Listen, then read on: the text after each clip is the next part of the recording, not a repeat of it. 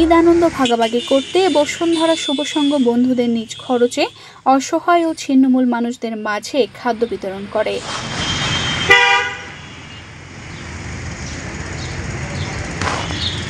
31 March সোমবার বসুন্ধরা শুভসংঘ দিনাজপুর সদর উপজেলা শাখার উদ্যোগে শহরের বিভিন্ন স্থান ঘুরে ঘুরে প্রায় 100 জন অসহায় ও ছিন্নমূল মানুষের মাঝে খাদ্য বিতরণ করা হয়।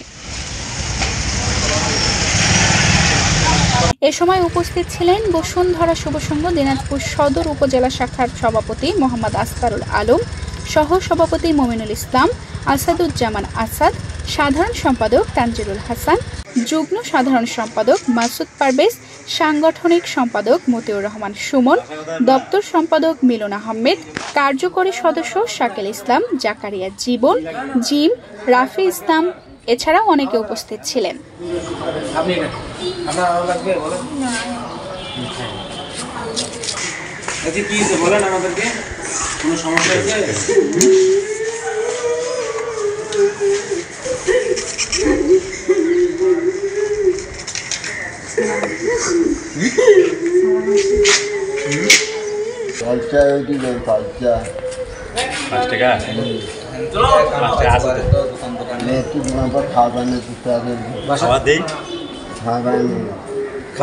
বাসা কত দূরে আপনার?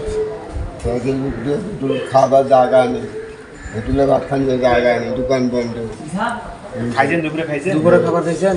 এই যে আমাদের পক্ষ থেকে দুপুরে খাবার খাইছেন। হ্যাঁ, এই এটা নেন দুপুরের খাবার।